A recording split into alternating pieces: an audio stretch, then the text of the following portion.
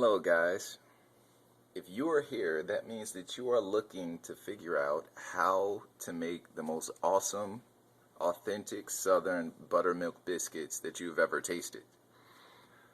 Alright, today we're going to be starting off. We only need 3 ingredients. It's going to sound funny, but to make biscuits you only really need 3 ingredients. All you need is flour. It's going to be self-rising flour, shortening, and buttermilk. That's all we need. Unless you discount the loving and tenderness that you give it with your hands and all. So here's what we're going to do first. And it's going to sound funny, but I don't typically work off of recipes. But as we go through the video, you'll notice why I don't really go through a recipe with this particular thing. Because as long as you have the texture and consistencies right, then you can make however much or however little you want and still get the same results. So I don't typically endorse flour, alright, but I found that white lily, unbleached, self-rising flour is the best thing for making these biscuits, alright? So like I said, not endorsing them. There may be a better one out there, but I just noticed different results when I use other types of flour as opposed to this flour, okay? So I'm going to take my unbleached self-rising flour and put some in my mixing bowl here. So like I said, not really giving you quantities here, but you'll see what we're going to have here once I'm done. So we've got our flour here, and if you want to, you can sift it as well. I'm kind of lazy. I'm just going to go through it with a whisk, and that's my lazy way of making sure there are no lumps or anything in there, okay? It's also going to aerate it a little bit too. But so, there we go. And also, before we go any further, I'm also going to tell you what we need for this adventure. We're going to need a rolling pin. In this case, I have a wooden rolling pin. Alright? Very basic. Gonna need something is called a pastry cutter. All it is just a handle. These aren't sharp blades, but they're just pretty much blades that are used to mix up flour and other ingredients. In this case, we're going to be using it to mix up the shortening. Like I said, we're going to have our shortening. We're also going to have buttermilk, and we're going to need a cookie sheet or some sort of baking sheet of some sort. Alright, I'm also going to need something to cut the biscuits out with. In this case, all I did was took a container, it had almonds in it, and I cut the top out. I also added a few holes here. If you feel like taking out stress, you have to add some air holes, otherwise you're not going to be able to use it to cut out the biscuits because air won't be able to escape when you're cutting it. So, this is what we have. And that's all we need. Oh yeah, one more thing. Now you can use your countertop, or you can use some sort of cloth, okay? In my case, I'm just using this is just a pink pillowcase that I don't care about. I'm going to use it to knead the dough. I'll show you later how I'm going to do that. And that's all we need. And don't forget as well to preset your oven to 350 degrees. As we speak, my oven is preheating to 350 degrees. So, let's go ahead and get started. We have our self-rising, unbleached flour here. Alright, the next thing we're going to need to add is going to be some shortening. Now, we're going to mix in shortening until we get a very specific texture, consistency if you want. Alright, so first I'm going to go ahead and add a spoonful of shortening. Alright, here's my shortening. I'm going to start to mix this in.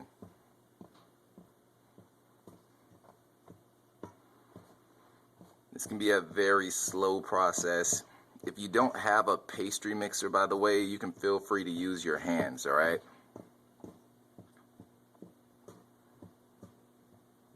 And at first, it's going to seem like you're not really making it anywhere. But you just pretty much just add more and more shortening. You'll eventually start to come to a texture where the flour will become crumbly. All right, it'll be so that if you squeeze it in your hands, it's going to clump up very easily, but it's also going to crumble back up very easily as well. So as I go through this, all right, I'm going to skip through this part, just going to slowly keep adding shortening here, but just remember to mix it thoroughly. You know, all I'm doing with this pastry mixer is just going up and down, and all that's doing is just cutting the shortening into the flour. So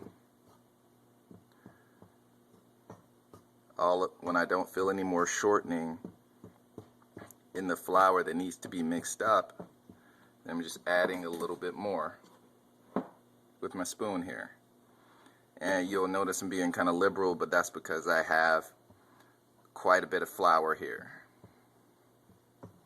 And the more you do these, the more you'll be able to fill it out as far as how much shortening you need as opposed to how much shortening you don't need when you're mixing up your flour and your shortening.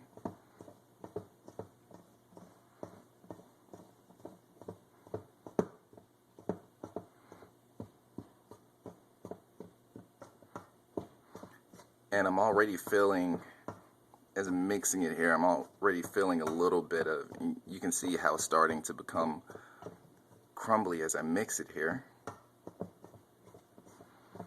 Instead of it being small pieces of flour, we're starting to have larger pieces of flour. That's what we're looking for. So it's gonna start to resemble more like little balls of flour, more so than the actual powder flour itself.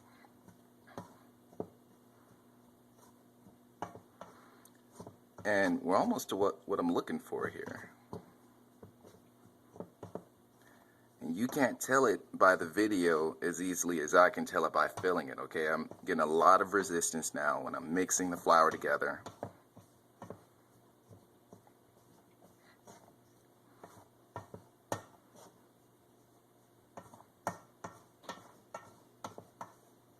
And so what we're looking for here is, if I squeeze this up, you see that it clumps together, but it very easily falls back apart.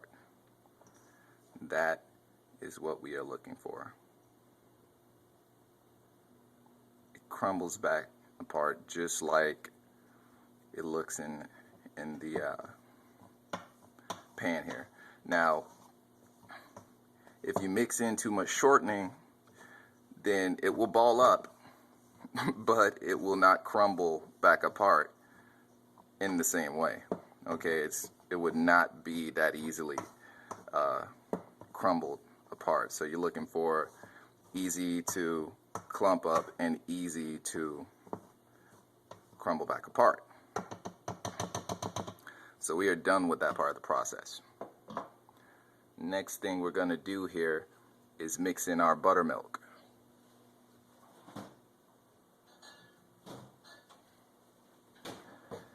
Now, very important part of the process, because if you do not put enough buttermilk, then your crust is going to be too dry.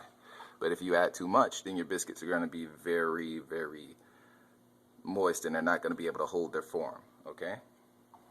So I'm going to take a spoon. It's going to be a mixing spoon. And first I'm going to add a little bit of buttermilk here. Not too much. I'm going to start to mix this together.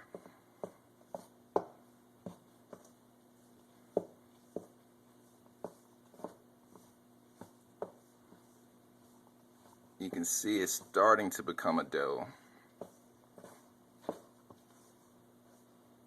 But in this case, I probably need just a little bit more buttermilk. So I'm going to add a little bit more, because even though it's stirring and becoming a dough,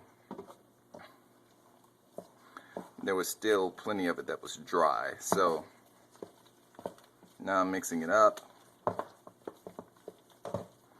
And don't forget, okay, baking is somewhat forgiving because you can always add a little bit more flour when we're kneading the dough. And so at this point we have our biscuit dough. Very simple, very easy to do.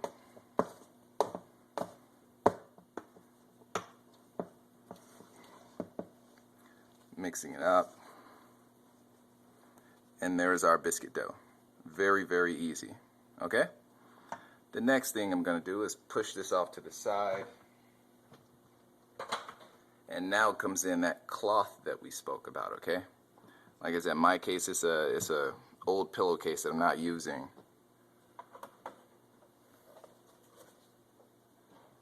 But you can use anything you want, really. You can use an apron, you can use whatever, or you could just really do it on your counter itself.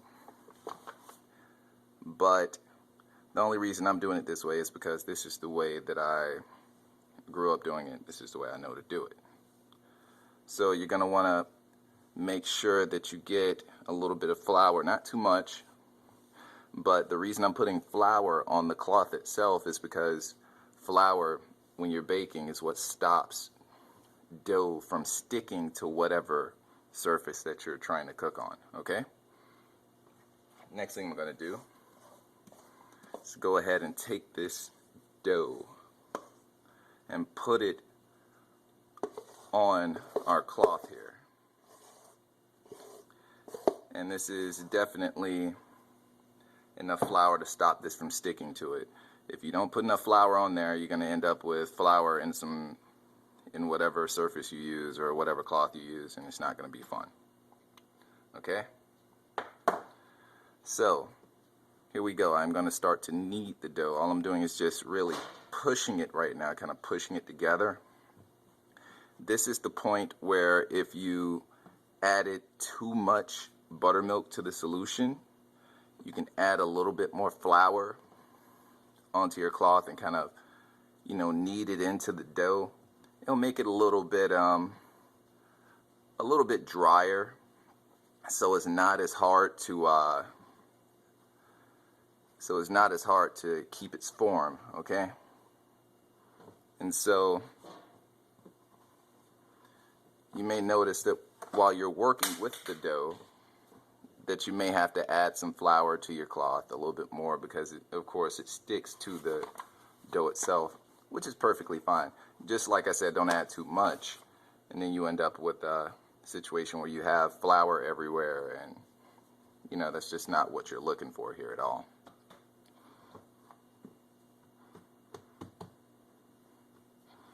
So all that I'm currently trying to do is just trying to ball it up a little bit here. And once I am confident with the texture, making sure that it's not too soft, because what I'm going to have to do here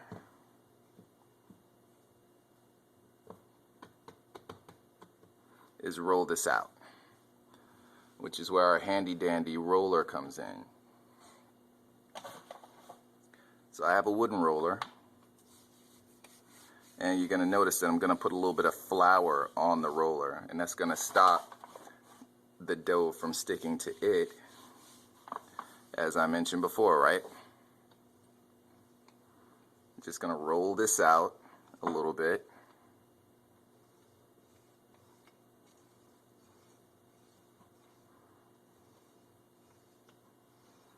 And you don't want to roll it out too thin. It depends on you.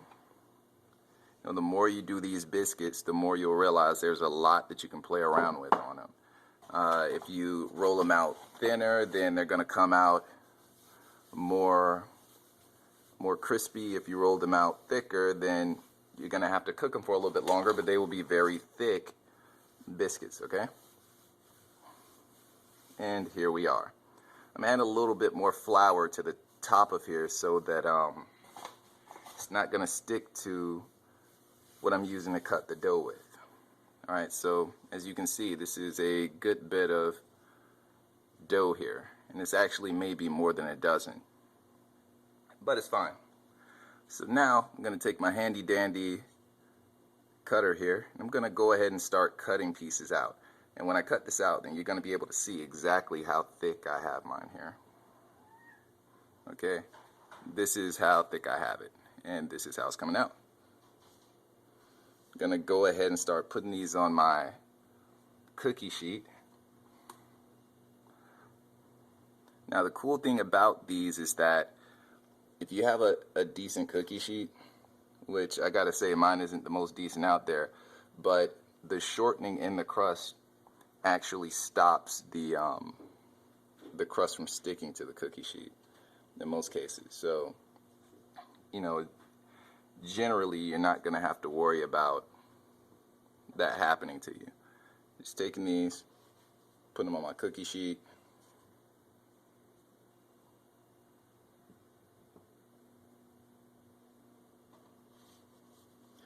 Now this is also a very good test, because if you put too much buttermilk in your crust as well, you will know at this point, because it's going to be nearly impossible to get them off of this surface, because they're going to be much too soft to pick up with your hands. So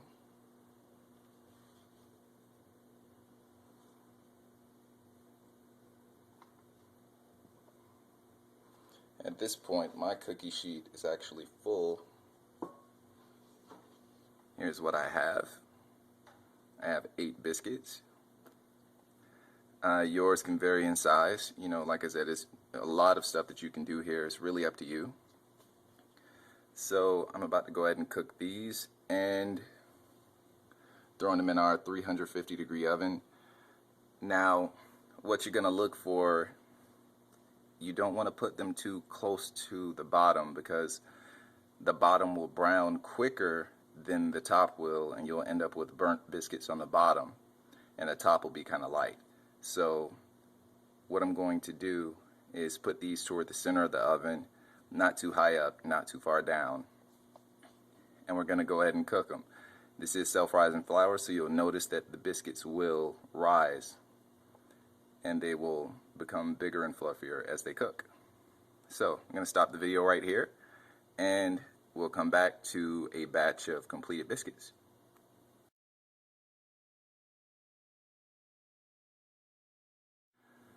Now what you're going to notice here, guys, is that when you're cutting these out, of course, unless you're perfect, or unless you're cutting in squares and you roll your dough out in a square, you're always going to end up with some more dough like this.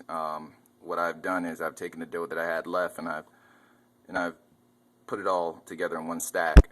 And really, in this case, all you have to do, put a little bit more flour on here, you know, just go back through the same process we went through before.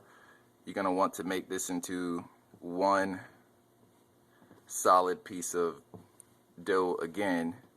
You can see I ran out of flour right there, so it stuck a little bit. Flour is pretty important, but it's not, you know, ultra important. Really, this dough will come out if you throw it in the washing machine really easily. So I'm not extraordinarily worried about this at all. So right now, just gonna make sure I've got enough flour here around my dough. I'm gonna roll it back out again. All right.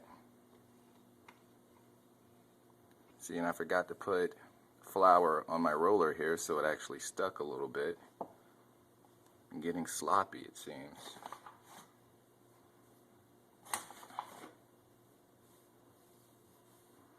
So,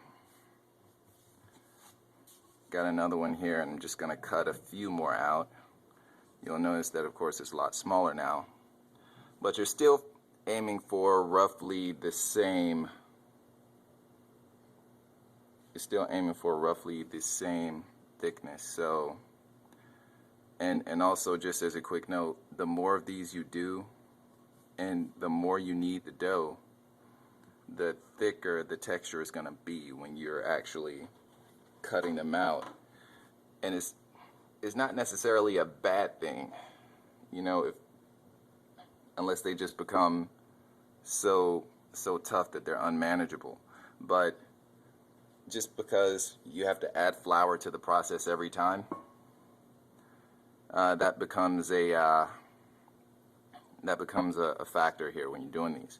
Now, when you end up with having your last little bit of flour, you can get creative if you want, really. I mean, you can roll it up and put it on the pan however you want to, and make a letter out of it for your kid, or make a, do something with it. You can get creative here when you end up with your last little bit of dough that isn't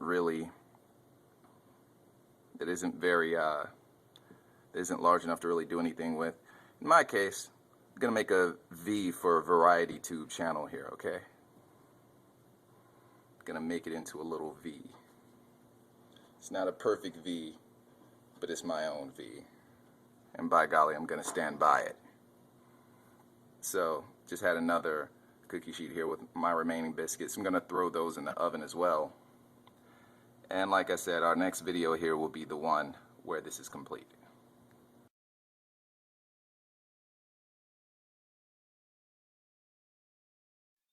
So it turned out that the video that I took of the last portion of this broke, but it's actually fine. It was nothing more than me putting some butter on the biscuits and also applying one of my close friends' homemade strawberry jam from the Chicago area.